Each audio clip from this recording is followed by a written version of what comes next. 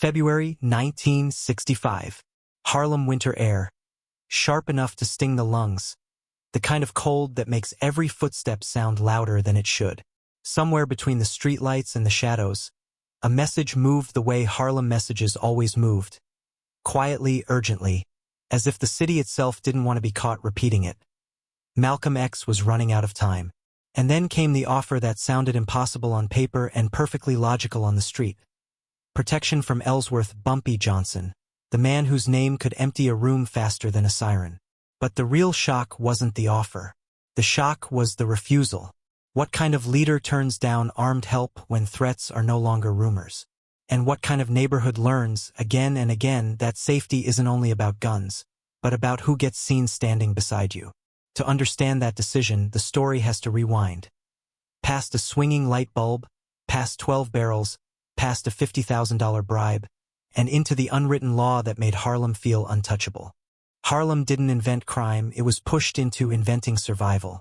In the 1930s, the Great Depression didn't just drain paychecks. It drained options.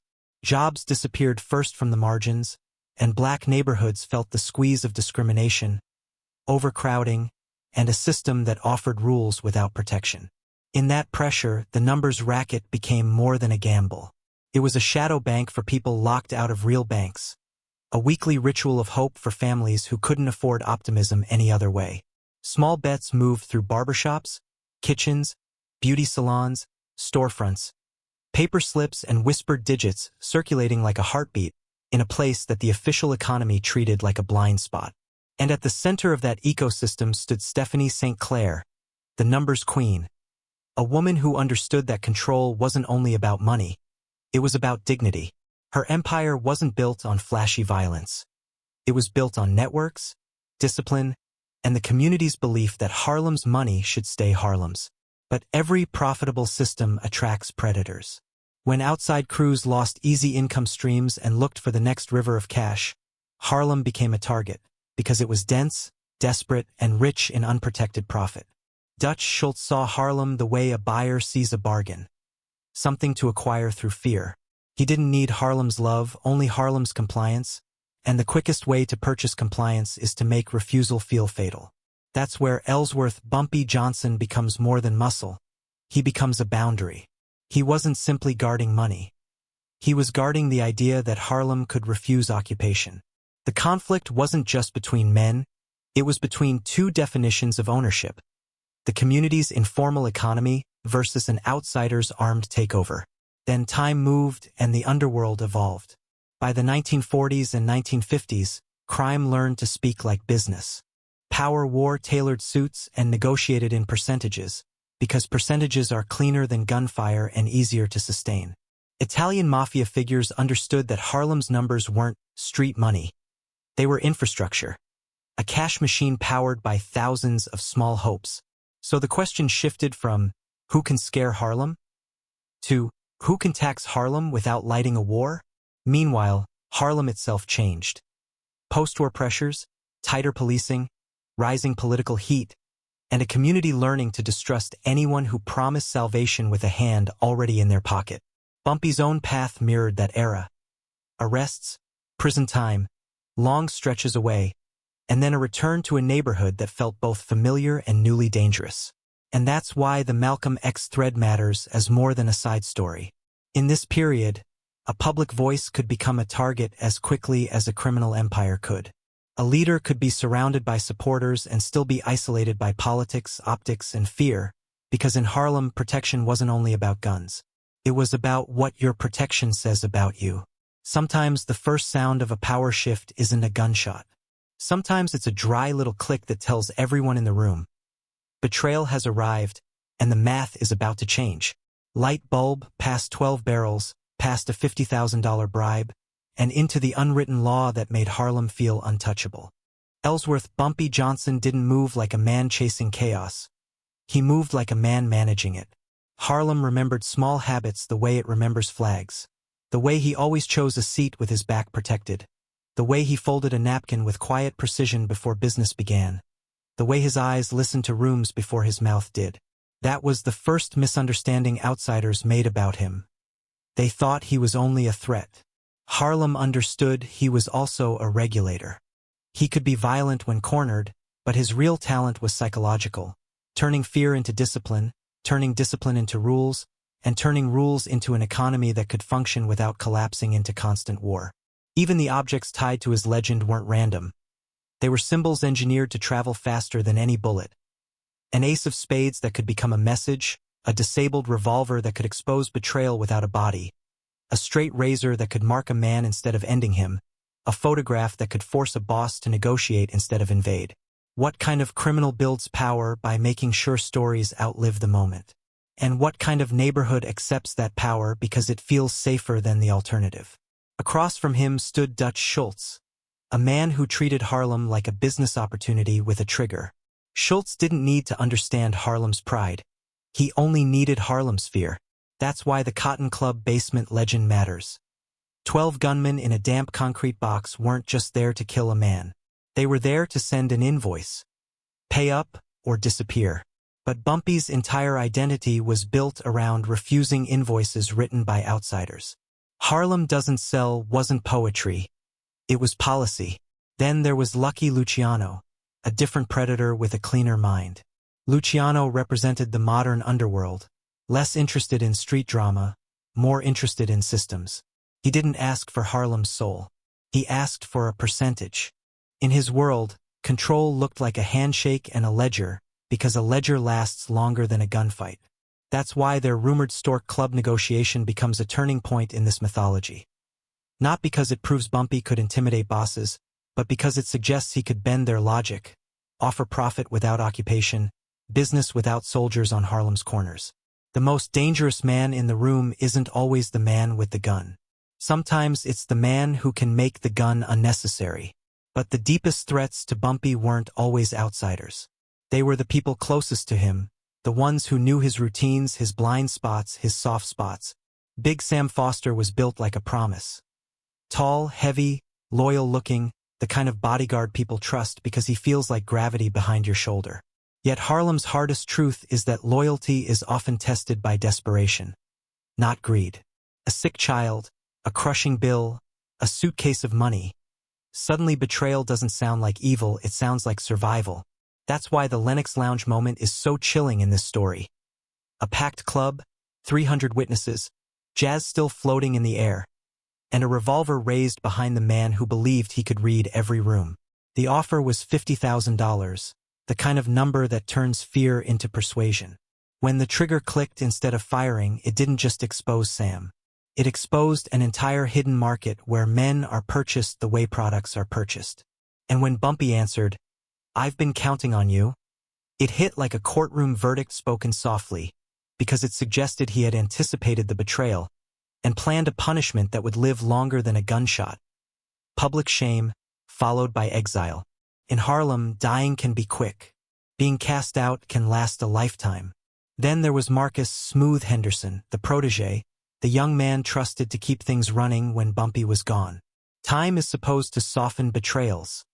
In this mythology, time sharpens them. 11 years is long enough for a deputy to forget he was ever a deputy. Long enough to start calling a borrowed kingdom an inheritance. Smooth's betrayal, real or exaggerated by legend, carries a particular sting because it's not just about money, it's about identity. If Bumpy built Harlem's rules, what does it mean when the next generation sells those rules for comfort? The razor scene at Small's Paradise becomes the perfect symbolic punishment. Not death, but a permanent mark that turns a face into a warning label. Finally, Sal Bonanno represented the arrogance of bloodline. Walking into a neighborhood like Harlem was a stage where he could perform dominance. The Wells restaurant standoff, with its 6 bodyguards and 40 diners, becomes the final lesson of the character map. Bumpy's strongest weapon was never the razor or the gun. It was the room, the community that had quietly chosen him as the lesser evil, the local shield, the man who paid hospital bills and settled disputes before they became funerals. And that's where the Malcolm X thread starts to glow in the background. Because Malcolm's power was public, moral, symbolic power that could be strengthened or damaged by association. If Bumpy offered protection, it wasn't just protection. It was a message. The question wasn't only, would it keep Malcolm alive? The question was, what would it make Malcolm become in the eyes of the world? Every legend about Bumpy Johnson is really a legend about architecture, about how a man can turn a room into a verdict. Harlem's old-timers described these moments like crime scene diagrams drawn from memory.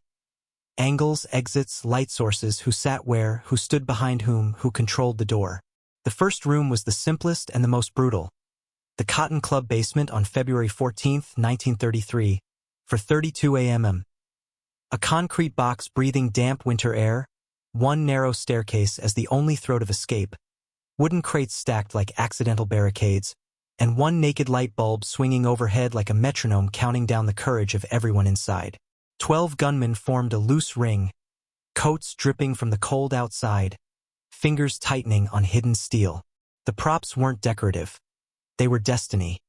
Glass above, darkness below, and the knowledge that panic is the fastest poison in a confined space. That's why the Ace of Spades matters in this story. Not as a gangster flourish, but as a portable headline. A card is small enough to vanish into a pocket, strange enough to be repeated accurately, and symbolic enough to travel as a warning.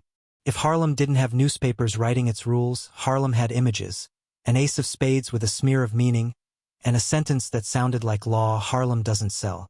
Then the story steps into a different kind of trap, Manhattan velvet, not Harlem concrete. The Stork Club VIP room in 1946 was designed to make criminals look respectable. Polished tables, expensive air, a silence that felt purchased. In that room, the weapon wasn't a gun. It was exposure. Bumpy didn't need to shout. He needed leverage that could survive outside the room, something that could turn a private conversation into a public disaster if necessary. That's where the photograph enters the myth. A single image slid across a table like a blade laid flat. Not cutting flesh, cutting alliances. In a world where bosses survive on fear, a photograph threatens something worse than death. Loss of control over the narrative. In that room, percentages were bullets and reputations were armor. And a calm face mattered more than a loud one. 2 years later, in 1948, the stage became ordinary again. Wells Restaurant, where the air smelled like ribs, pepper, collard greens, warm grease, and tired workdays. About 40 diners filled the space, ordinary people, not soldiers, but that was the point. In a restaurant, the crowd is the wall. The wall is the warning. A man like Sal Bonanno didn't just arrive with 6 bodyguards. He arrived with arrogance, expecting the room to surrender. That's why the straight razor belongs in this scene even before it's touched, because a razor on a table reads like a signature. It says, "This isn't a brawl, it's a statement." It says, "The punishment will be remembered." And it's why Bumpy's gaze mattered more than his hands, because he looked around first, silently counting the people whose lives he'd touched, as if to remind an outsider that in Harlem, a room full of diners can become an army without ever standing up. A decade later, on September 12, 1958, the trap moved into music. Lenox Lounge on a packed Friday night, 300 witnesses, smoke hanging in layers, trumpet notes climbing the walls and dropping back into laughter. Here, the weapon wasn't darkness or a photograph or a razor. It was humiliation engineered with precision. Bumpy sat at a corner table with his back to the wall, his glass untouched, his napkin folded as if violence had to wait for manners. Big Sam Foster stood behind him like gravity, huge, steady, familiar. And that's what made the setup cruel. The betrayal would come from the place everyone expects protection. The revolver's click only works as mythology if the room is full, because the message needs witnesses. A gun that doesn't fire is usually a failure. In this story, it's a sermon. Finally, the brightest stage in the sequence arrives in June 1963. Small's Paradise, Table 7, lights hot enough to make sweat look like truth. Marcus Smooth Henderson sits like a man who believes time has rewritten ownership. Bumpy enters like an audit, not a storm. 3 loyal men close enough to end arguments quickly, but kept invisible because the real punishment is meant to be seen, not fought. The razor returns here not as a threat, but as an instrument enough to mark, not enough to kill, because death ends rumors and scars create them. And behind all 5 rooms, the Malcolm X thread quietly tightens the theme. Protection isn't just about surviving the night. It's about what the night turns you into afterward. When a leader's power is public, every bodyguard is also a symbol, every alliance a headline, every help a story that can either protect or poison. The question isn't only whether a man can be saved. The question is whether he can be saved without being owned. February 14, 1933. 4:32 a.m. The basement under the Cotton Club didn't feel like a place where history would be made. It felt like a place where history would be erased. Concrete walls held damp winter air like a locked fist, and one naked light bulb swung overhead with the slow rhythm of inevitability. 12 gunmen, Dutch Schultz's best, stood in a loose circle, coats dripping, breath visible in the cold, fingers tightening on metal that never needed an introduction. In Harlem's telling, one of them laughed softly, a hitter named Tommy with a nickname that sounded like a job title, the executioner. The laugh wasn't joy, it was certainty. The kind of certainty men get when they believe the math has already been solved. One man in the center didn't plead. Bumpy Johnson, 27, watched shadows more than faces. He listened to the tiny sounds that reveal fear. Shoes shifting, a safety clicking, a swallow that lands too loud in silence. And then he looked at the bulb like it was the only thing in the room that mattered. "That's it?" he asked, low and almost bored. 12 of you. It wasn't a taunt for the gunmen. It was a question aimed at Harlem itself, a challenge to the idea that fear could be purchased wholesale. For half a second, surprise loosened the circle. In that half second, Bumpy reached up and smashed the only light. Glass burst. Darkness dropped like a curtain. And in the black, panic did what bullets couldn't. It broke coordination. A gun barrel knocked another. A shoulder slammed into crates. Someone fired too early, the sound ricocheting off walls that gave nothing back. Men tried to see and instead found only each other's breathing, each other's elbows, each other's doubt. Bumpy moved with memory instead of sight, using angles, the choke point of the staircase, the way fear makes grown men freeze and reach for whoever stands closest. What does a man do when he can't trust his eyes, and can't trust the man beside him? Minutes later, Harlem's story says 11 lay groaning or unconscious in one. Marty Delaney, remembered only because he lived, crawled up the stairs toward alley headlights slicing down like a knife. His hands were slick, his breath loud enough to betray him in daylight. Bumpy pressed something into his palm. An ace of spades with a smear that wasn't just blood, it was meaning. "Take it back," Harlem says he told him.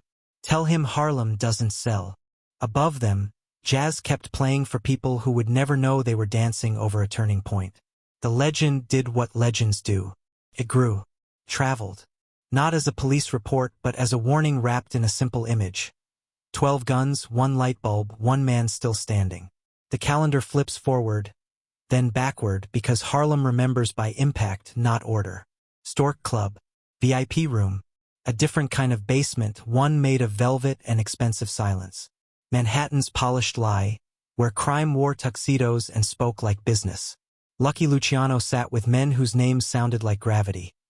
Frank Costello, Albert Anastasia, and others who understood that the cleanest power is the power that doesn't need to raise its voice. They didn't stare at the door waiting for Bumpy. They expected him to enter like a petitioner. He didn't. He did the first thing that mattered. He sat in a seat that wasn't offered. No speech. No apology. Just posture. Harlem wouldn't beg for permission to exist. Luciano's offer came like a contract clause. 40%. A number meant to sound generous while still meaning ownership. The room waited for Bumpy to react emotionally, because emotion is how negotiations are won. He didn't argue. He opened a briefcase and slid a photograph onto the table. The kind of photograph that doesn't need narration because it threatens a man's control of the narrative itself. The air shifted. Not fear of a gun, fear of exposure. Fear of attention. Fear of investigations and betrayals that bloom when a boss looks weak. Luciano's smile tightened. He studied Bumpy's face for panic, for bluff, for desperation. Found none. That was the pivot. 10. Harlem repeats, Bumpy answered. Not as a counteroffer, more like a verdict. 10%. And no Italian soldiers in Harlem. The logic was brutal in its simplicity. Business can happen, profit can flow, but Harlem will not be occupied. Luciano weighed the photograph against the percentage, weighed pride against survival, and because he was the kind of boss who knew the value of living to win tomorrow, he accepted. Hands shook. History shifted without a shot fired. The lesson landed quietly. Sometimes the most dangerous weapon is the one that turns violence into a bad deal. Wells Restaurant. The smell of ribs and pepper, collard greens and warm grease. An ordinary place where ordinary people tried to eat after ordinary days. About 40 diners filled the room. Bumpy sat with his wife, not performing power, just protecting a private moment with the calm of a man who believes he owns his neighborhood's oxygen. Then Sal Bonanno walked in with 6 bodyguards and the arrogance of bloodline. He carried himself like the room was already his and everyone else was waiting for instructions. Harlem's telling, says Sal, let a racial slur hang in the air like a match held too close to gasoline. Forks stopped midair. Conversation died. The silence wasn't fear at first, it was disbelief. A man had insulted the whole room and expected the room to remain furniture. Bumpy didn't reach for a gun. He didn't stand quickly. He placed a straight razor on the table with a surgeon's gentleness, as if signing a document. Then he looked around. Not at Sal first, at the diners. A butcher who'd been helped. A mother whose son had been escorted home. A shop owner who'd been spared a beating because Bumpy's name was enough to stop hands from moving. Bumpy's eyes counted them the way a banker counts collateral. Then he looked back at Sal and delivered 6 words with the calm of a man reading tomorrow's weather. Your uncle will bury you tomorrow. It wasn't simply a threat. It was a statement about how fast reckless heirs get erased when they embarrass the wrong people.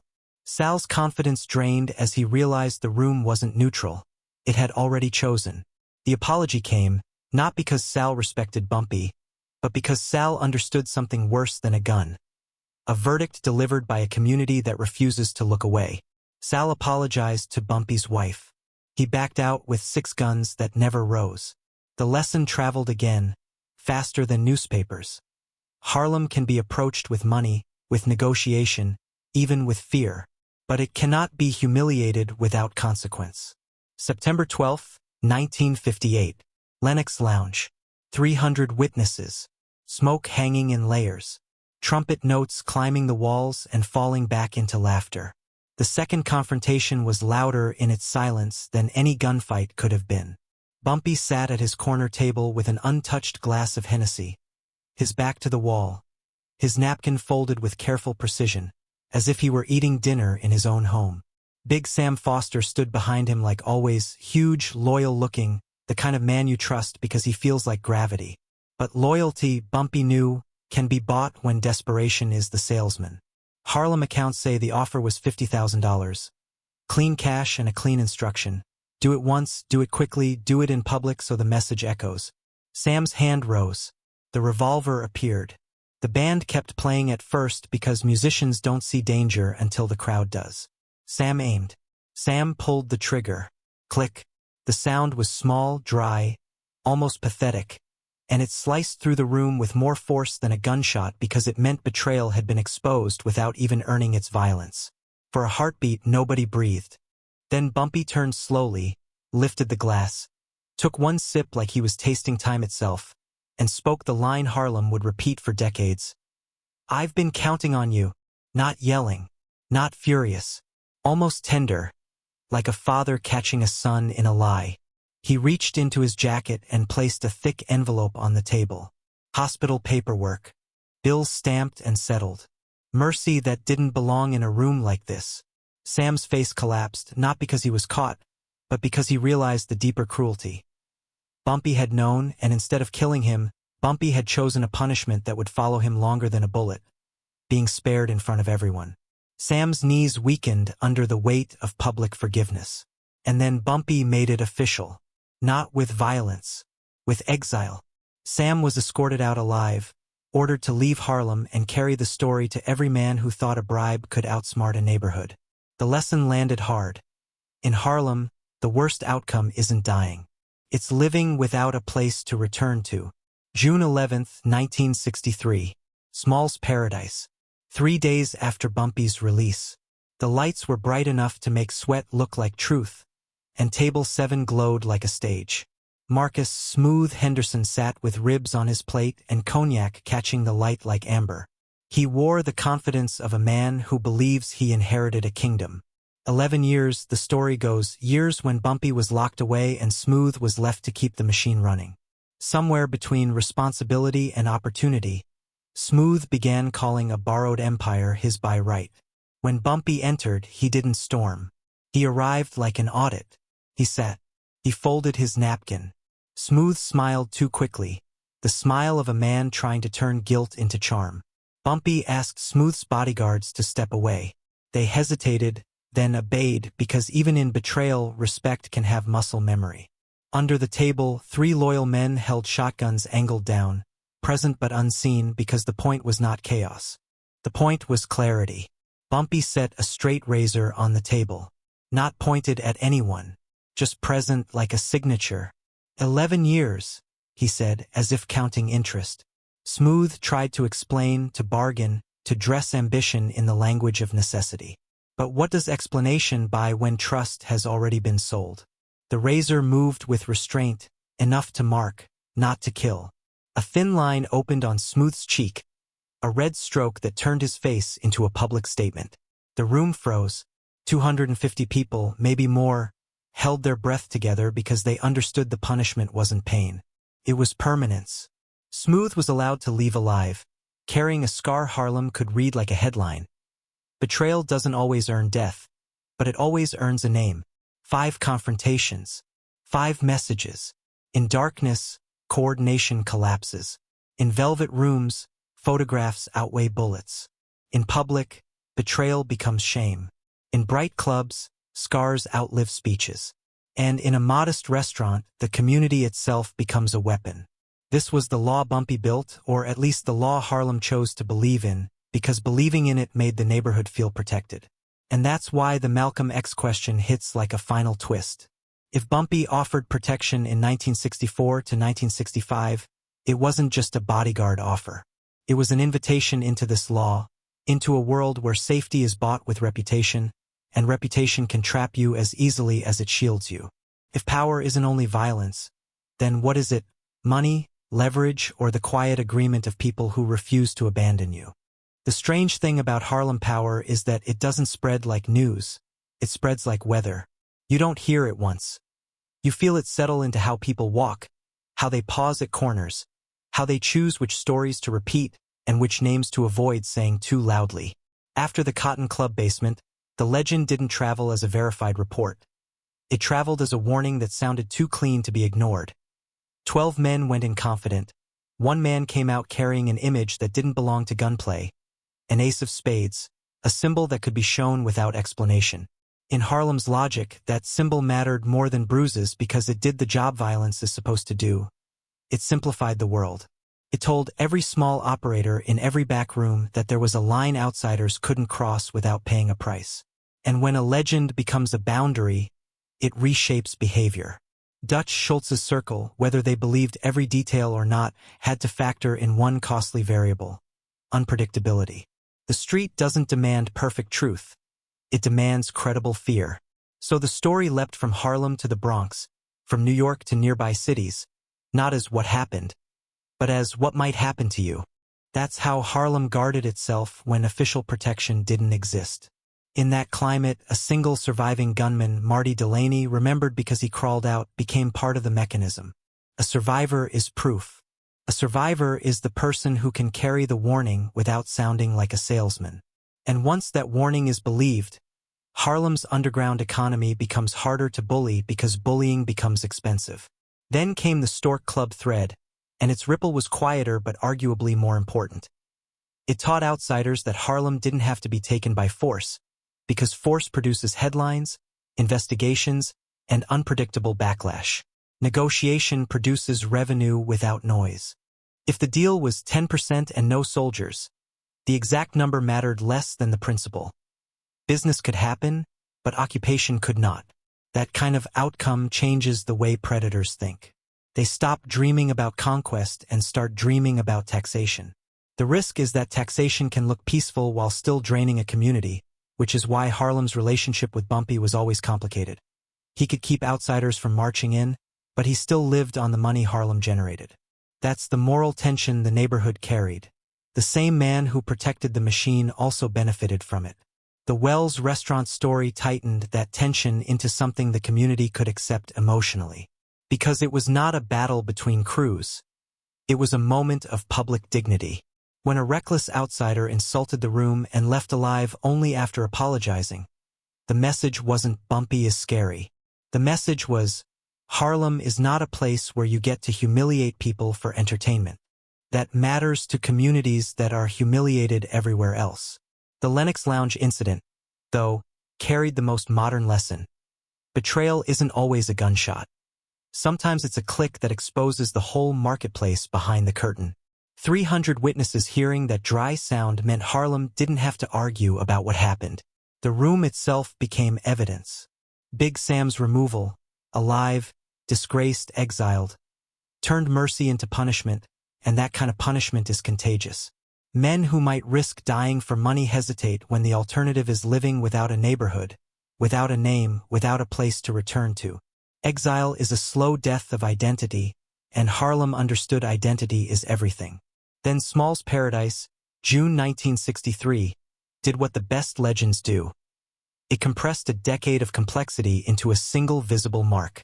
A scar is a story you can't stop telling because it shows up before the man opens his mouth. Let Smooth walk away, and the scar does Bumpy's work for him for years.